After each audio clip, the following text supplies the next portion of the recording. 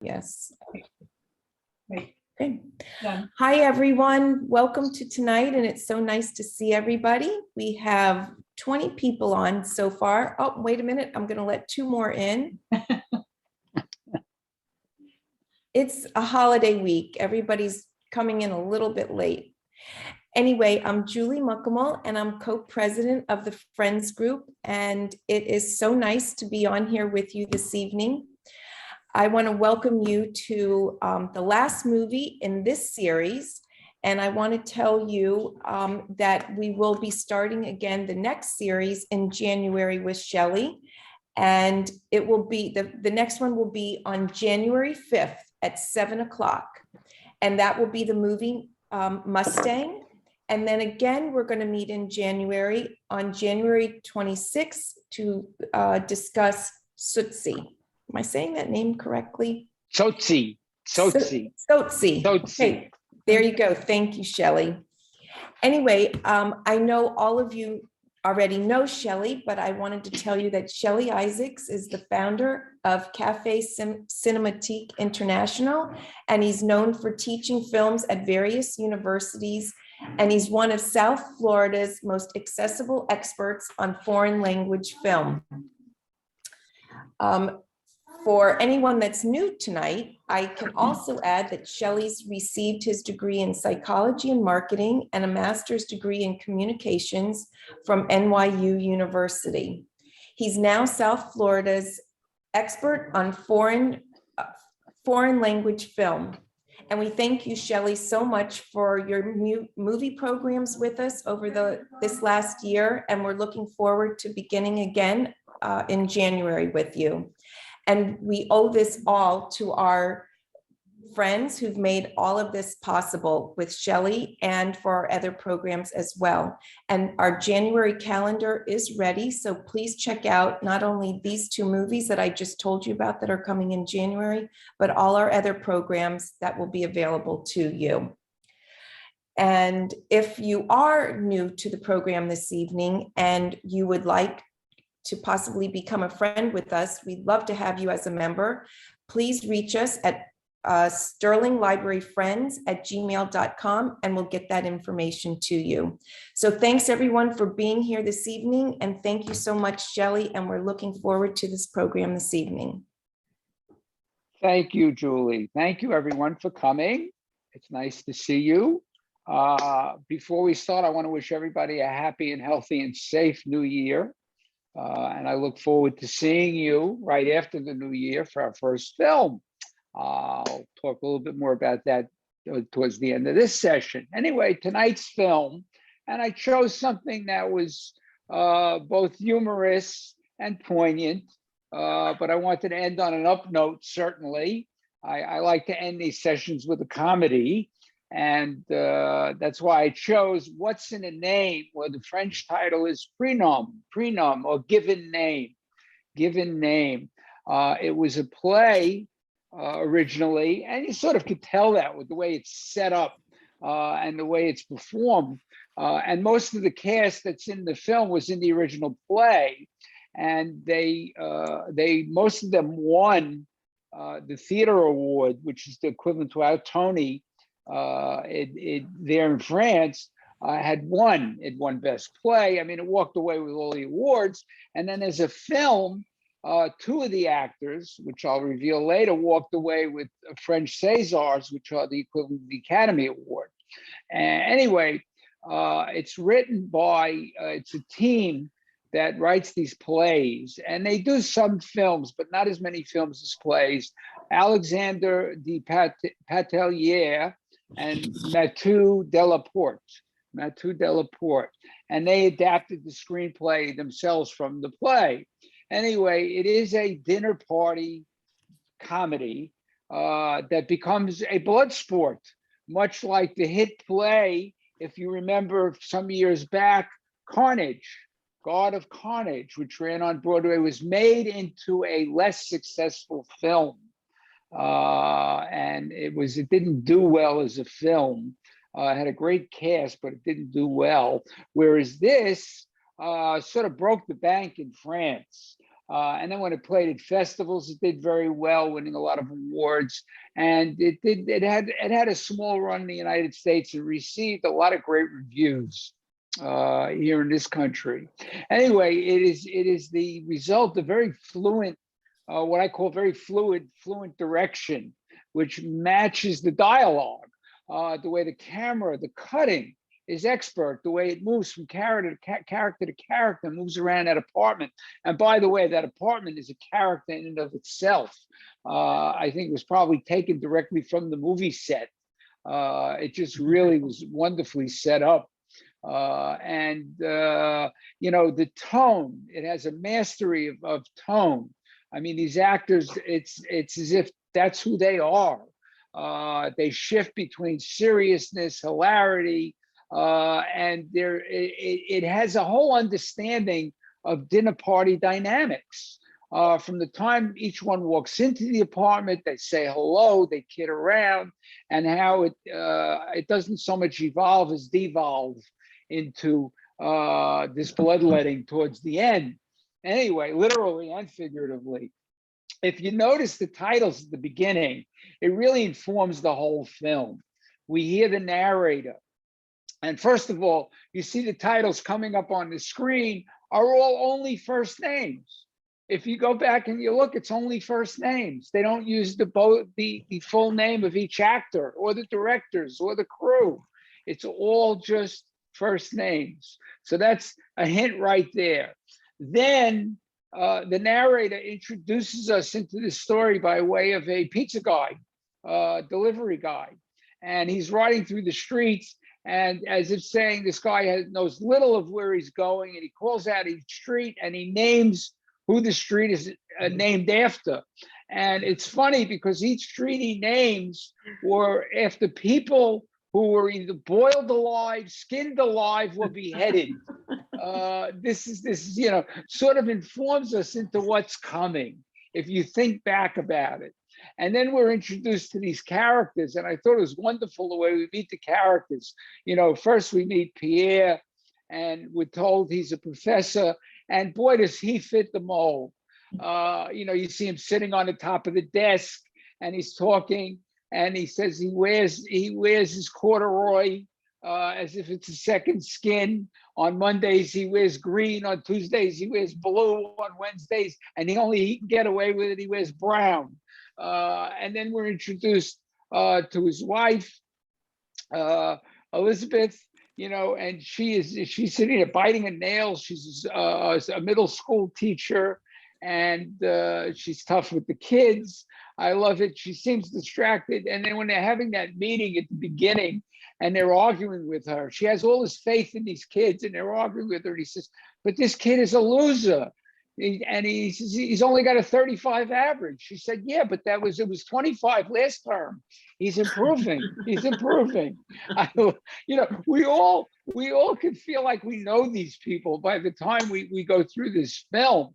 Anyway, Pierre is, you know, he teaches literature, and he so, as they say, soaks up the love when he sits in a bookstore and signs all 257 copies that he sold of his book. I love it. And then of course we meet Vincent, and I love it because they don't show his face. We see him, you know, until we see him. The narrator's talking about him. He's a man about town. He excelled at school. He's a real estate magnate. He's, you know, and he swings from bravado and confidence to sullen silence in the film. His pout, his famous pout, if you remember. But and then we meet him, and he comes into the apartment, and the barbs are going back and forth between he and Pierre right away. And of course, we've seen Elizabeth on the phone with her mother, who she can't get off the phone. And they're talking about this one coming and that one coming. And they have to plan when they're coming to the house. And then we meet Claude, the trombonist, and Elizabeth's good friend. They met each other at ballet school. I love it. We see Claude ironing his shirts. They're orange to match his underwear. All of these, you know, the way they make him out, we're beginning to think one way, and which supports the way Vincent talks about him. And then we're in for naturally that surprise. And then there's Anna, Vincent's partner, and how they met by almost having a head-on collision in traffic. And now they're together, and she's 5 months pregnant. And then, of course, there are Pierre and Elizabeth's children, Myrtille and Apollon. Talk about names, right? Anyway, the catalyst for the whole film is wonderful. The setup of a practical joke on Vincent's part, and he doesn't let up. I mean, and it's interesting because you don't notice it, but he's looking around the apartment and he does glance at a book. If you were to go back, you would see he glances at a book and he looks at it and he puts it down, and he puts it back. And later on, he goes and he hides it among the other books. But he looks, and then he's talking to them about what, do you have a name? He says yes, and they start going through all kinds of boys' names. He makes a bad joke about the kid. They took the amniocentesis, and the good news is it's a boy, the bad news is he's dead. And they what kind of joke is that? He even sets us up, and we're like looking what's going on here. But it's typical of him, as we learn. And then when they're going through all of these names, and then finally he reaches for the juggler. He's going to call him Adolf, but Adolf with a PHE. Adolf with a PHE, not with an F. And there's where the argument goes.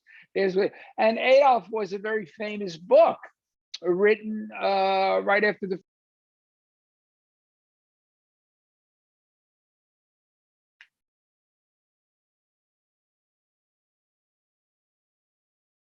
Can't hear. Stay muted.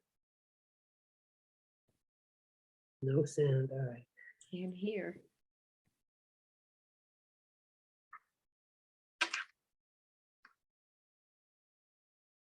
Can't hear. I'm sorry, I muted him. I was trying to unmute. Oh, no. Okay. Oh. No, don't worry, Julie. Don't worry. Sorry. Sorry about that. Okay. Anyway, they go on and on, with this argument. I mean, they're carrying it through. And how Vincent has an answer. He says, okay, let's go through some names. He said, how about Joseph? He said, we got to cross that one off. Why? Joseph Stalin. I mean, and he goes through this. I love it. It's a very funny bit that they're going through, and it flies back and forth. I mean, the timing is impeccable. It's all of these things go on, and and then finally, we're beginning to see the unraveling here. In which egos, political beliefs, sexual orientation, and trust are thrust around like daggers. I mean, they start stabbing each other with words.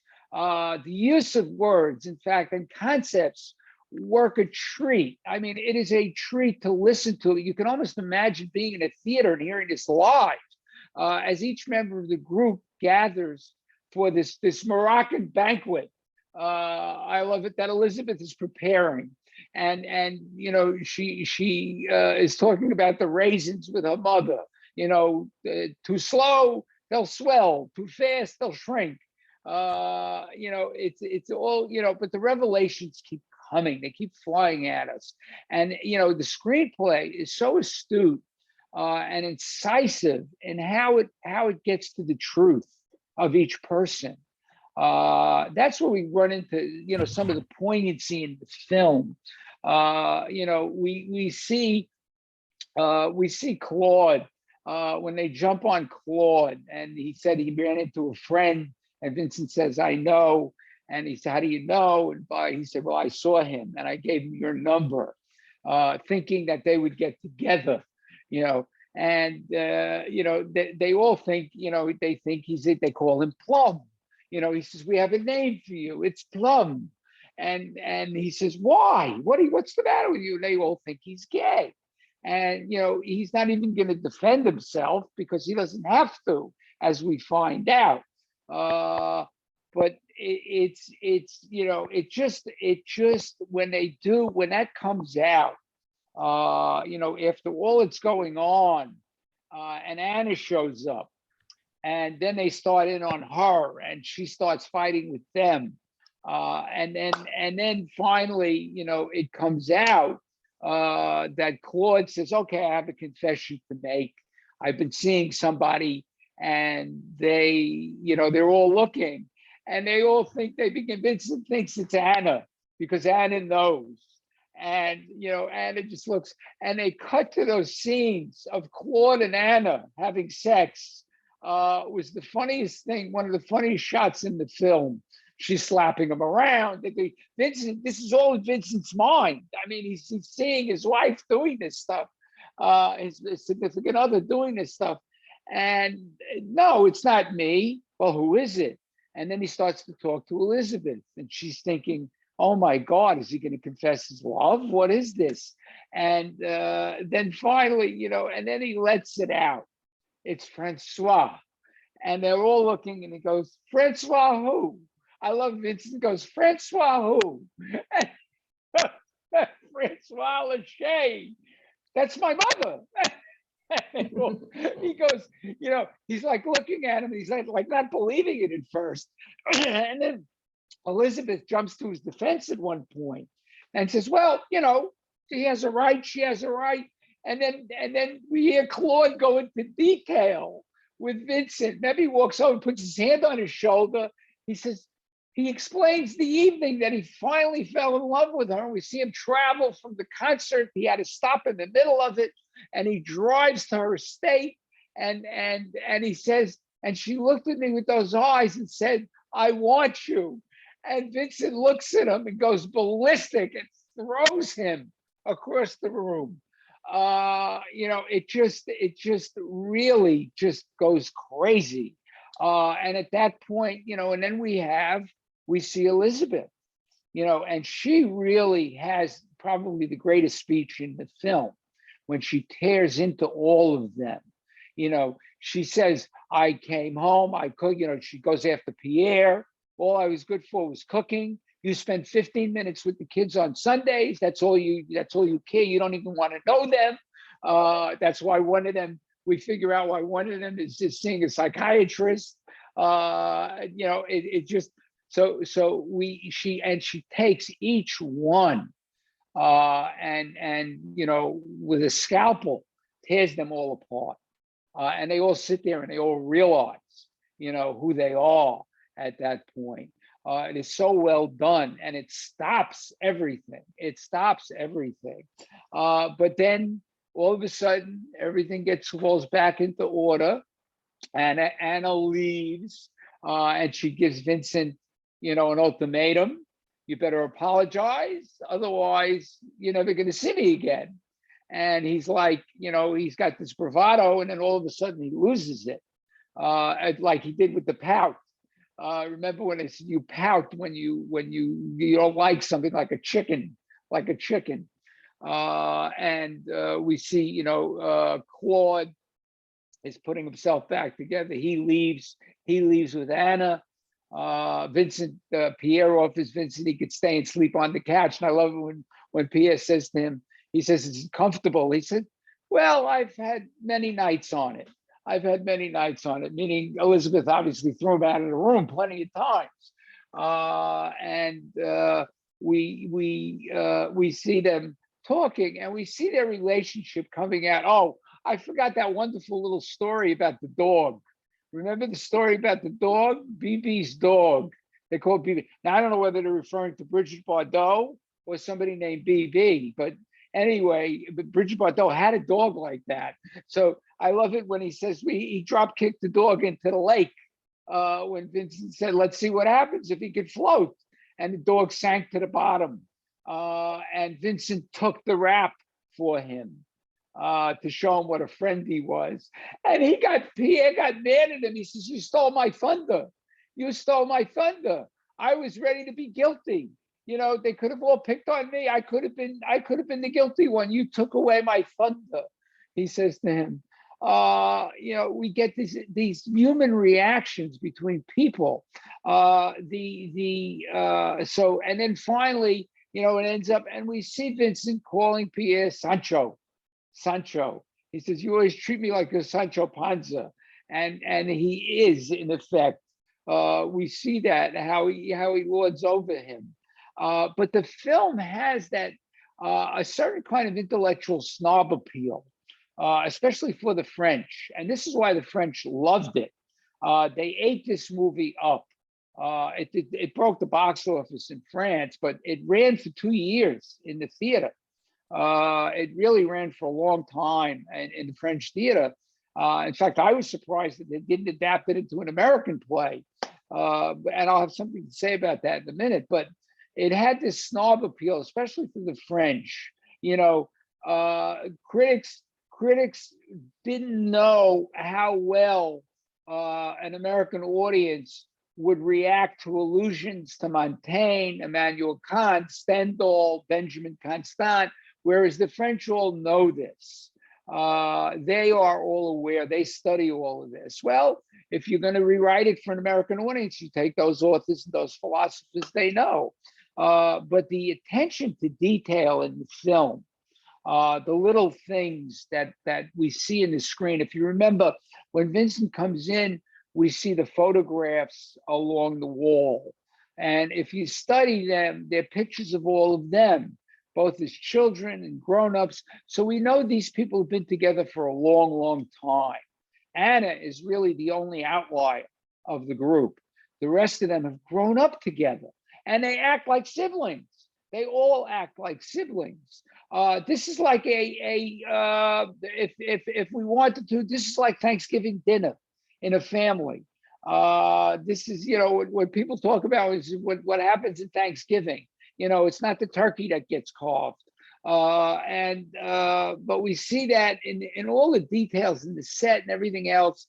And when things become personal, each of these characters expresses their discomfort in the glare of the spotlight, until their secrets are revealed. And then in the end, and we do have that coda at the end, Vincent sitting there all by himself in the dark, and the narrator chides in, and 4 months later to the day, Anna breaks her water at a conference, and they're rushed to the hospital. And I love it, you hear the baby crying, and Vincent's going, "What's wrong? What's wrong?" And the doctor comes in and says, "First of all, you have a beautiful girl." He said, "Girl?" And they look at each other, but they're ecstatic. They're ecstatic over the girl. Then we see Vincent chewing at the hospital staff. "What's the matter with you? You told me it was a boy. Can't you tell from pictures what it's going to be?" He berates them, and then he comes downstairs, and he almost starts with the same joke he had at the beginning. He says, "I have good news and I have bad news." He says, "The good news is it's a girl."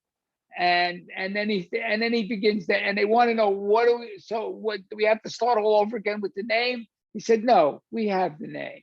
And he looks at them and he says, "We're going to call her Plum. We're going to call her Plum after Vincent says, after my stepfather. After my stepfather. Claude is now his stepfather." Which is even funnier. He says, "No, we're going to call her Francois, after her grandmother." And everybody's ecstatic, and we fade out. The film has been remade. Okay, this is one of the great surprises of the film. It's been remade as a German film, and it's the same premise, except they change everything to German philosophies and everything else. And one of the Germans, and there it's even more fitting when one of the German people says, "We want to name him Adolf." You can imagine what happens. It's been remade as an Italian film, where the Vincent character wants to use the name Benito. Benito. And it's been made in Spanish. They want to name him Franco. So you can see this joke plays out in every culture. It plays out in every culture. I think they've even made one in Argentina. They probably wanted to call it Prenom. but it plays out in every culture. And that's what makes it so funny, is even though we may not get some of the inside jokes, it's the way they speak to each other, it's their familiarity with each other, and the way they deliver these lines and who they are as people. When they're described at the beginning, we begin to feel as if we know them. The way Elizabeth is making the dinner and how she has to prepare it. They keep losing things. He loses his keys. I love it when he says, "What do I get if I what do I win? You win my great gratitude, my infinite gratitude." All of these little things. And then and when they attack Pierre on the names of the kids, that's Anna. That's where Anna comes in. She says, "Who names their kids?" Myrtle and Apollon. And he's insulted. What do you mean? So we get all of this going on. I mean, it's just, I will tell you, watch it again. And you'll want to watch it again because there are so many lines you probably missed along the way. It is hilarious and worthy of its awards. The two people that won the awards were the actor who plays Claude. He won Best Supporting Actor for the film, and the actress who plays Elizabeth. The actress who plays Elizabeth. She won Best Supporting Actress. I will tell you, sadly, her name was Valerie Benguigui, and she was a huge talent. This film, she had won the César, and she had done a few films right after that, which she starred in and really gave some good performances. But unfortunately, she passed away not long after about 2 years after she won the César. She was very young. She had a heart condition. And sadly, she passed away. And she does turn in the best performance in the film. She was hilarious. So now I will open it up for you to add your comments. I want to know how you felt about the film and what you thought about it and what you liked about it. And even if you didn't, I'd like to hear. So who's going to go first? Arlette, go right ahead. Sorry, I'm late. I was on with Xfinity for 3 hours. Oh, Okay. I just want to say, if you have a headache, don't watch the movie. You have to have a little bit of patience to really enjoy the timing and what they say. You really have to pay attention. It is funny. But to me, the crescendo, the climax is when that table fell down. Oh my God. It was, and I love the line, well, you can make sticks out of them. Vincent Pickup told sticks, the yeah. professor. Yeah, the pickup sticks. You can make sticks out of them. I love that line. But it was a great film. It was a great film. And when a group of people get together for the holiday, whichever holiday it is, with your children, your aunts, your uncles and friends, things do come out. I've had it happen in our gatherings, and it's so true to life. Really. Oh, yeah. You always have a wise guy. You're always going to have a wise guy. You can have someone who drinks a little too much. We didn't have that in this one, but you have someone who drinks a little too much. You always have a venom pouring somewhere. It happens. It happens. It's almost unavoidable, but we wait for the train wreck. We wait for the train wreck, and we had one here. Who else has anything they'd like to add? Anybody? Okay, Linda, go ahead. Well, I liked the music in the beginning. Yes. I always listen for that. And then I liked the part where they started to attack the children's names that, the older children. Mm-hmm. Yep. Yeah, it was funny that when they introduced the children, we see her on the couch reading a book about, I think it was Bronte. I don't remember, but it was classic literature, and asking a question, and her father was asking her another question, as if they're two philosophers having a discussion, and then we see the little boy is destroying everything. He's breaking his toys, and we understand where he's coming from. So we get that in the film. Marilyn. I really thought it was a great farce. It was just a great Yes. comedy. And very French. But as you said, it was adapted into other cultures. And my personal opinion is, when here in the United States, we take a film from another culture and we try to adapt it to the American culture, to me, most of the time, it falls flat on its face. Mhm. Do you think, and I mean, I can mention examples, but I'm sure we all know them, and Shelly, you and I have discussed this. Do you think that this could have any possibility being changed into our culture? Because I don't. It's an interesting question. I think it you know, and the reason is, I think it's a good point when I consider it, is because we're so multicultural. We're so multicultural as a country, as an audience, whereas the French, it's France, it's the French idea. Germany, it's the German idea. You know, America is not really one idea. It's based on so many different cultural ideas. Right. And in order to do it, you'd have to have a family that's blended. You'd have to have an African American, an Asian person. You'd have to have, you'd have to have all these different, and see if the jokes could work. I mean, it would be very difficult. It would be very difficult. Yeah, it's very hard. And what are you going to name him? Benedict? That's I mean, right. I don't know. Yeah, but if you name him Benedict, most of the people in the audience, if it's the United States, won't even get that joke. No, they wouldn't get it. They wouldn't get it. They wouldn't get it. So it really doesn't. You're right. It really doesn't seem to. Oh, I love it though when Elizabeth finds out that he wants to name it Adolf. She says, "What are the Rosenthal's going to say?" That was a good line. That was good. Okay. Yeah. Jackie.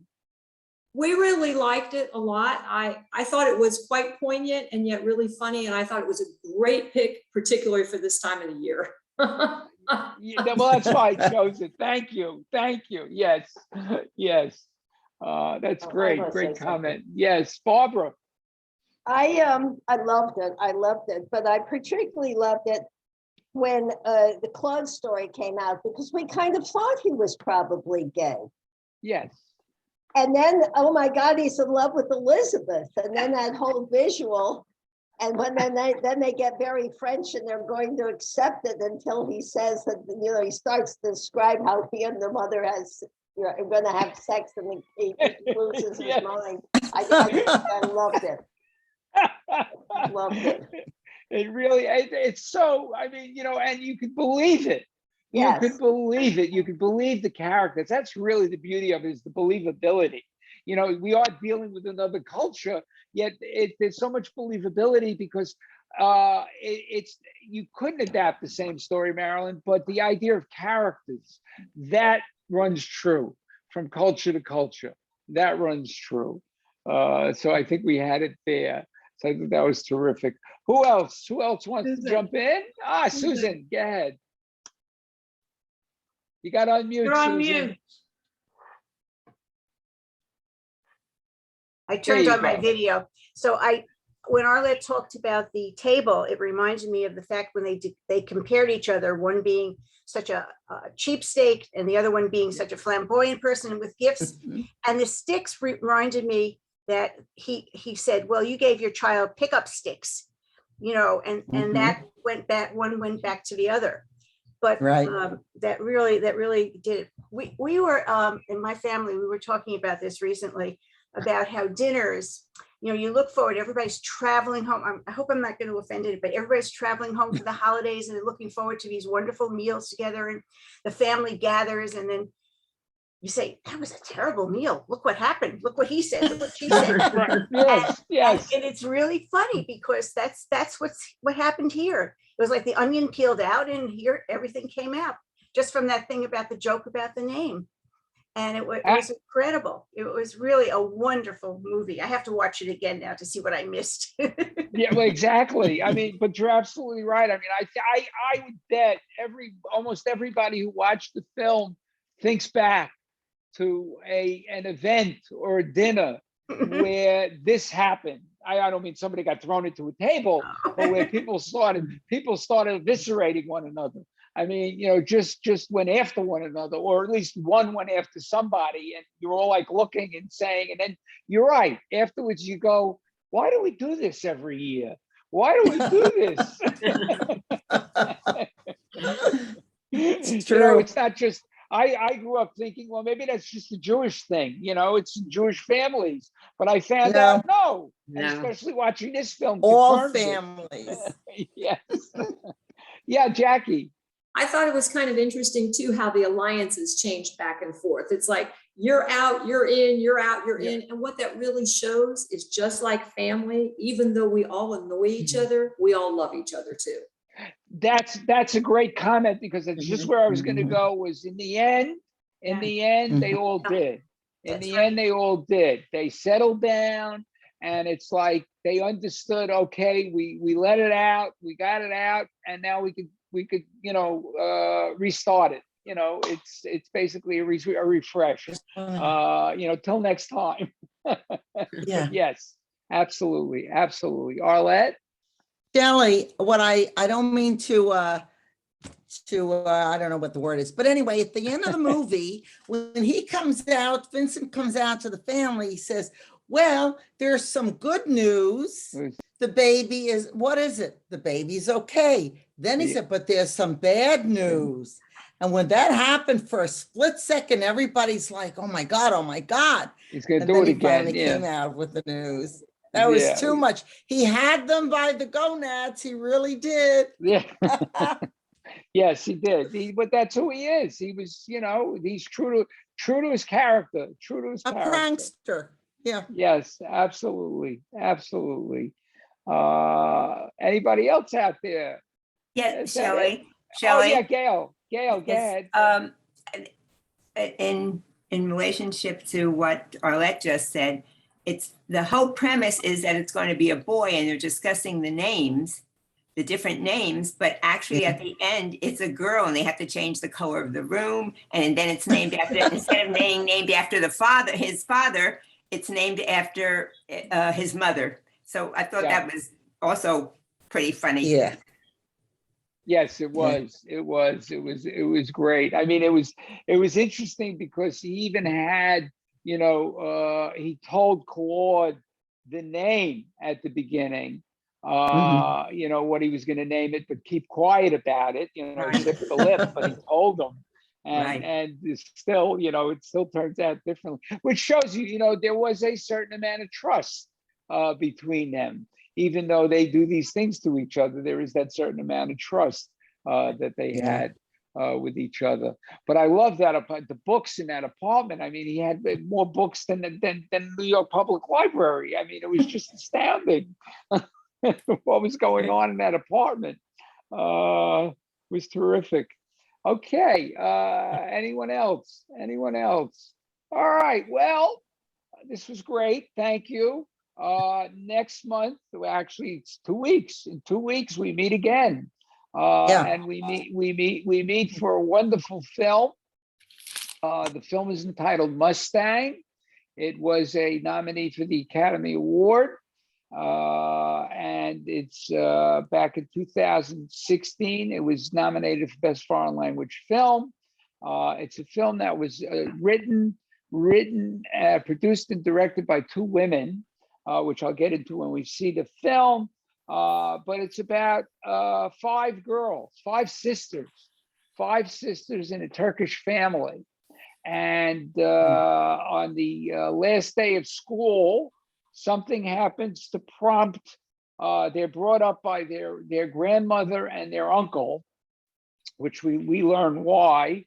And something happens the last day of school, and they're imprisoned in the house. They're not allowed to leave during the whole summer. And it's how they craftily manage to do so, because they range in age from about 16 down to 9. But there are secrets that will be revealed during the course of the film. It's an interesting reflection of Turkish culture, problems with Turkish culture, the ideas of family and identity. But it is a wonderful, wonderful story that's filled with metaphor and symbolism, and beautifully shot, and especially well performed. It is a journey with these young women. I will tell you, it's not Little Women. It's not Little Women. But it is a sort of, I guess, what could we call it? A dystopian Little Women, if you will. But it is a wonderful, wonderful story. So I will look forward to seeing you then. Again, have a Yes. happy and healthy new year. To you too. You You got a lot of too. good films. Thank you. Thank you. If you have Netflix. Thank you very much. Oh, my Thank you. pleasure. Yes, thank My you. pleasure. Thank you. If you have Netflix, you've got a lot of good films to see. But I especially recommend The Hand of God by Paolo Sorrentino. It's going to be Hand of nominated God. for an Academy Award for Best Foreign Language Film. It's a coming of age story that is essentially semi-autobiographical. Paolo Sorrentino is one of today's finest directors, and it's the story of his life. The story of his life, and it's a wonderful, wonderful Oh, should be film. So good. I highly recommend it. And if you haven't seen The Power of the Dog yet, prepare yourself. It is on Oh. Netflix with Benedict Cumberbatch. He will probably win the Oscar for Best Actor. What's the name of that one? The Power of the Dog. The Okay. Power Oh, of the roof, Dog. roof. Well, you'll be very surprised. It is an absolutely intriguing, Good. compelling, very powerful movie. Very powerful movie. And what's the name of the movie it's gonna do on the 5th? Mustang. Mustang. Okay, thank Yeah, you. it's available on Canopy. There is an American film called Mustang. Don't look for it. This is a Turkish film about 5 sisters. So on Canopy, go into World Cinema, you look for Mustang, you'll find it. Billy, Okay. Joni asked if there are any other films that you would recommend in the chat. Yeah. You want me to put them into the chat? No, or- Joni in the Oh, chat asked you. yeah, if there's Joni asked. anything Okay, else. sure. Yeah, there's the The Lost Daughter. The Lost Oh, yeah. Daughter. It's based on an Elena Ferrante novel. And it's directed by Maggie Gyllenhaal, the first directorial effort. It stars what's her name? Coleman, Olivia the Queen. Colman. Yeah. Olivia Yes, Colman. Olivia Colman. And I understand she will also be up for an Academy Award again. And it is again a very, very well done film. If you want to laugh a little, there's the film Don't Look Up, which is by Adam McKay. He did The Big Short, the movie The Big Short. So you could look for laughs there. It's got an all-star cast. And of course, I haven't seen it yet. I'm looking forward to seeing it the next night or so. Being the Ricardos. Oh, yeah. Being the Ricardos. On Prime. Yeah, catch it on Yeah. Prime. Aaron Sorkin It's on wrote and Prime. directed it. Yeah, Aaron Sorkin wrote and directed, and I understand it's terrific. So you've got a number of good films to catch up on. Thank you. Yeah. Thank you. Thank you. My Yes, pleasure. Thank you My so much, pleasure. Shelley. Thank you very much. We'll Happy New Year. see you next year. Thank Happy you. New- Yes, Oh. happy New Year Everybody. to everybody. To everybody. Merry Christmas. Happy and to healthy. you. Yes, happy holidays. Yes. Merry And Christmas, Happy New Year. if you have my email address, you want more, just feel free to email me. I'm around and I always answer. So What's your be my email, pleasure. Shelley? I'll put it in the chat. Okay, quickly. please. Yes. Okay. Put my glasses on so I can see. Okay. Cafe Cinematheque Cinematheque. gmail.com. There it is. Okay, here it comes. There it is. Okay, Cafe Cinema. At gmail.com. And also, if you want to be on my newsletter list, just let me know. Thank you. This is really good. A pleasure. Yeah, it was wonderful. That was wonderful. Thank you so Yeah, much. thank you. Thank you. Thank you. Be well, everyone. Yeah. See you in a You couple too. of weeks. See you next Okay. year. Yep. We'll see you next year. Stay Good safe. night, everyone. Good night, Julie. Good night. Bye. Bye.